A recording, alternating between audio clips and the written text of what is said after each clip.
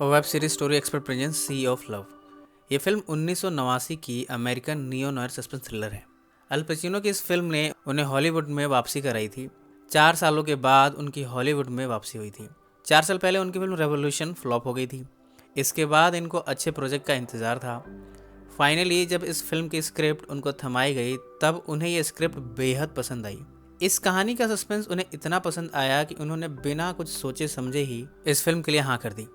और इस फिल्म ने भी रिलीज के बाद $110 मिलियन का कलेक्शन उस जमाने में किया था। एक डिटेक्टिव को शहर में हो रहे एक के बाद एक मर्डर मिस्ट्री को सॉल्व करना है।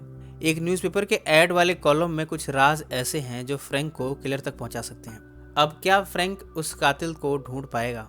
फिल्म का IMDb रेटिंग की बात करें तो वह 6.8 जो कि काफी बेहतरीन है। कहानी शुरू करने से पहले आपसे गुजारिश है, हमने उत्तराखंड के खूबसूरत लोकेशन के ऊपर ब्लॉगिंग चैनल शुरू किया है चलो उत्तराखंड। इसका लिंक नीचे डिस्क्रिप्शन में दिया गया है, प्लीज़ इसे सब्सक्राइब करना ना भूलें। ये है फ्रैंक, न्यूयॉर्क में रहता है, बहुत बड़ा अल्कोहलिक है। उसकी ज़िंदगी काम के अलावा शराब में ही गुजर रही है। वैसे तो वो डिटेक्टिव है, पर आजकल ऐसा कोई केस उसे नहीं मिल रहा जो उसकी नींदें उड़ा दे। इसलिए आजकल वो रात को शराब पी पी कर अपना टाइम काट लेता है। उसकी निजी ज़िंदगी भी कुछ खास नहीं चल रही। उसकी वाइफ उसे छोड़कर कब का जा चुकी है। दरअसल वो फ्रैंक के कलीग के साथ भाग गई थी। इस वजह से भी फ्रैंक का सारा टाइम डिप्रेशन में जाता है। पुलिस की नौकरी के 20वें साल में पहुंच गया है, पर अचीवमेंट के नाम पर कुछ भी नहीं है।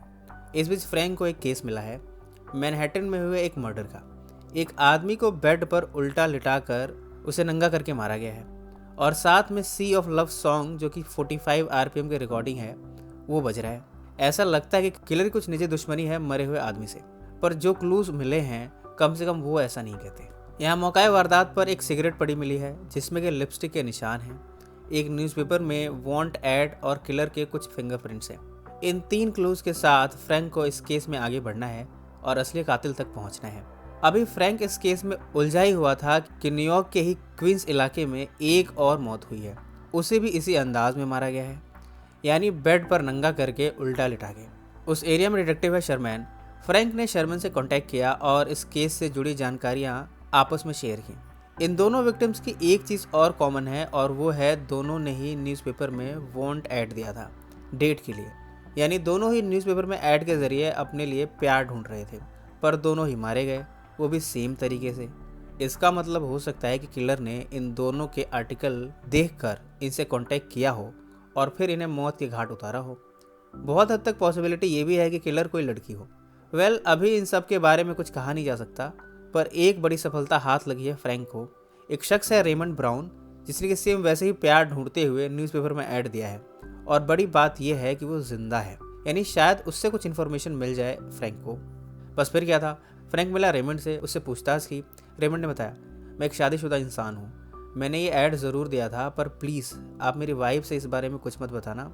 और मुझे इस ऐड के जवाब में ढेर सारे लेटर्स मिले थे डेट की रिक्वेस्ट के लिए, पर मैंने सारे लेटर्स फेंक दिए, कभी किसी को रिप्लाई नहीं किया। फ्रैंक को रेमंड की बातों का यकीन नहीं, पर फिलहाल उसने उसे छोड़ दिया है। पर अभी भी वो कातिल से दूर है, वो उस तक पहुंचे कैसे? इन सब में उसे एक आइडिया आया है, उसने खुद भी वैसा ही ऐड दिया है। हो सकता है कि जो लड़कियां कांटेक्ट करती हों उसमें उसे कोई सस्पेक्ट मिल जाए जो या तो कातिल तक पहुंचा दे या फिर वो खुद ही कातिल हो। वैसे भी फ्रैंक के पास किलर के फिंगरप्रिंट्स हैं। वो जिन नए लड़कियों से मिलेगा उनके फिंगरप्रिंट्स लेगा, ग्लास में पानी पिलाने के बहाने या फिर ड्रिंक पिलाने के बहाने, उन्हें किलर के फिंगरप्रिंट से मैच करेगा, और इन सब में वो ये सभी डिस्क्लोज नहीं करेगा कि वो एक पुलिस वाला है। ये एक आसान रास्ता लग रहा है फ्रैंक को, पर अभी उसने रेमंड पर शक करना नहीं छोड़ा है। पर उसे निराशा हाथ लगी तब जब ये खबर मिली कि रेमंड भी बिल्कुल वैसे ही मरा हुआ मिला है जैसे पहले के विक्टिम। यानी रेमंड कातिल नहीं था, कोई और ही है जो इन हत्याओं को अंजाम दे रहा है। इन सब में फ्रैंक ने कई औरतों से इन्विटेशन पाया, उनके साथ डिनर किया, जबकि शर्मैन एक वेटर बनकर उस रेस्टोरेंट में आता था, लड़कियों के ड्रिंक के हुए गिलास को ले जाता था और उनके फिंगरप्रिंट्स से किलर के फिंगरप्रिंट्स को मैच कराता था। पर अभी तक कोई खास सफलता हाथ लगी नहीं है। इस बार फ्रैंक से एक आकर्षक व्यक्तित्व वाली औरत उससे मिलने आई। इसका नाम है हेलेन। वो फ्रैंक से मिलने तो ज़रूर आई, पर उसे देखकर उसने उसमें कुछ खास दिलचस्पी ली नहीं और रेस्टोरेंट से चली गई। इस तरह फ्रैंक और शर्मन को हेलेन का फिंगरप्रिंट नहीं मिल पाया। फ्रैंक को इस लड़की पर शक हो रहा है। वो उसका पीछा करते हुए इस बार मार्केट में मिला। इस बार हेलेन फ्रैंक में थोड़ा इंटरेस्ट दिखाने लगी। फ्रैंक ने उसे अपने यहाँ इनवाइट किया और आज शाम को हेलेन ने उसे घर में आने की हामी भर दी। शर्मन फ्रैंक को ये सब करने से मना कर रहा है। उसे लगता है कि इस लड़की से कोई इन्फॉर्मेशन हाथ नहीं लगी। आज शाम हेलन फ्रैंक के घर आ ही गई। यहाँ दोनों ने आपस में बातचीत की, एक दूसरे के साथ आज की रात साथ में बिताई। हेलन ने बताया, मेरा डिवोर्स बहुत पहले ही टेरी से हो गया था। मेरा उससे रिश्ता अच्छा नहीं रहा, इसलिए मैंने अपनी लाइफ में मूव ऑन करने का फैसला किया। इसके बाद मैं भी न्यूज़पेपर के आर्टिकल्स के थ्रू प्यार ढूंढने लगी। अगली सुबह फ्रैंक ने हेलन के पर्स में गन देखी। ये देखकर उसे हेलन पर शक होना लाजमी था। वो हेलन पर हावी हुआ, उसे बुरा भला कहने लगा। हेलन ने उसे समझाते हुए कहा, मैं कोई कातिल नहीं हूँ, मैंने आज तक किसी पर यह गन नहीं चलाई, ये सिर्फ मैंने अपनी सेफ्टी के लिए रखी है। तुमको क्या मैं किलर दिखती हूँ? हेलन की इन बातों से फ्रैंक कन्विंस हो गया और अपने किए की माफ़ी मांगी और फिर दोनों हम बिस्तर हुए। अब दोनों में प्यार परवान चढ़ चुका है। दोनों एक दूसरे को पसंद करने लगे हैं, एक दूसरे का ख्याल भी रखने लगे हैं। पर फिर भी फ्रैंक ने हेलन का बहाने से फिंगरप्रिंट ले ही लिया। उसने अब तक उसे नहीं बताया कि वो वास्तव में है कौन। फिंगरप्रिंट्स लेने के बाद वो किलर के फिंगरप्रिंट से मैच करने को ही था कि उसके दिल में डर बैठ गया। उसे डर है कि कहीं ये मैच हो गए तो ऐसे में अपना प्यार एक बार फिर से खो देगा। फ्रैंक फिर से एक और प्यार नहीं खोना चाहता। उसने उन फिंगरप्रिंट्स को मिटा दिया। अब वो हेलन के प्यार में अपने केस से थोड़ा गुमराह हो गया है। पर एक दिन फ्रैंक के मुंह से निकल ही गया कि वो एक पुलिस वाला है। फ्रैंक ने हेलन को अपनी सच्चाई बताने की सोच ली थी। उसने ऐसा ही किया। हेलन उस पर गुस्सा हुई और कहा, इतने दिनों से तुम मेरे साथ एक पुलिस बनकर झूठे प्यार का नाटक करते रहे। तुम्हें शर्म आनी चाहिए किसी की फीलिंग्स के साथ खेलते हुए। और क्या जानना चाहते हो तुम कि मैंने ही खून किया है या नहीं? तो जाओ पता लगाओ। मेरे खिलाफ कोई भी सबूत मिले तो मुझे उसी वक्त अरेस्ट कर लेना। मेरा पता तो तुम्हें पता ही होगा। इसके बाद हेलन यहाँ से चली गई। पर फ्रैंक ने हार नहीं मानी। अगले दिन वो हेलन के एड्रेस पर पहुंचा, अपने राज छुपाने के लिए उससे माफ़ी मांगी और कहा, मुझे माफ़ कर दो, मैं आगे से तुमसे कोई राज नहीं छुपाऊंगा और कभी तुम पर शक नहीं करूंगा। इसके बाद हेलन को भी फ्रैंक पर यकीन हो गया। उसने फ्रैंक को कबूल कर लिया और अब फिर से प्यार का मौसम चारों तरफ दस्तक दे रहा है। दोनों की ज़िंदगी में खुशियां हैं।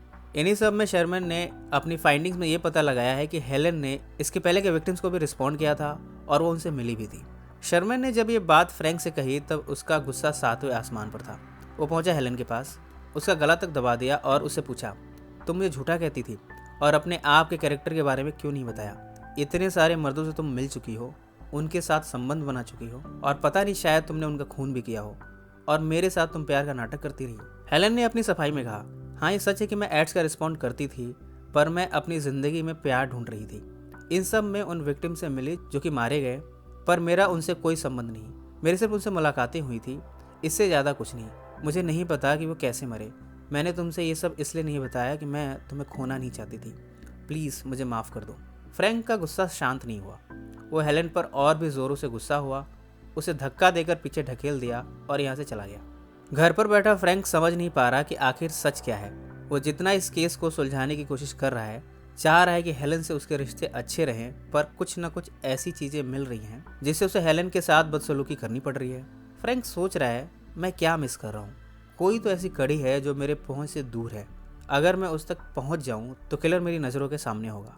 वो ये सब सोच ही रहा था कि हेलन के हस्बैंड टेरी का यहाँ आना हुआ। उसने फ्रैंक पर अचानक से कई वार किए। उसे काफ़ी मारने के बाद बिस्तर पर लिटा दिया, वो भी उल्टा करके। उसने कहा, तुम मेरी बीवी से मिलते हो, मैं जानता हूँ तुम्हें इतने दिनों से स्टॉक कर रहा हूँ। तुम मेरी वाइफ के साथ क्या करते हो, कैसे करते हो, मुझे करके दिखाओ। फ्रैंक ने कुछ भी रिस्पॉन्ड नहीं किया। इस पर टेरी ने गन उसके दिमाग पर तान दी और कहा, क्या तुम्हारा मेरी बीवी से संबंध है? मजबूरन फ्रैंक ने कहा, हाँ। दरअसल टेरी ही वो किलर है जो इन सब हत्याओं को अंजाम दे रहा था।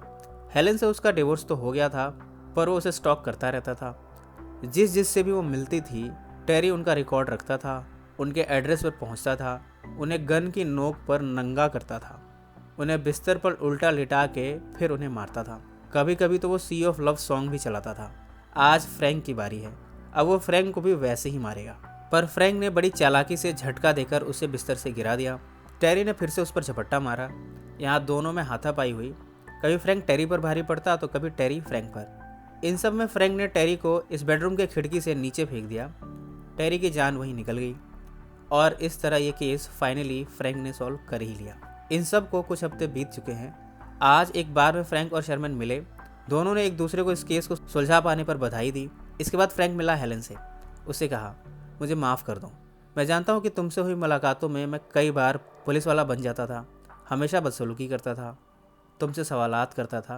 ये सब तुम्हें अच्छा नहीं लगता होगा, पर मेरा प्यार सच्चा है और जब ये केस सॉल्व हो गया है तब आगे से मैं तुम पर कभी शक नहीं करूँगा, कभी सवालात नहीं करूँगा। क्या अब हम फिर से एक नहीं हो सकते? हेलन ने फ्रैंक की बातों को समझा और उसे कबूल किया।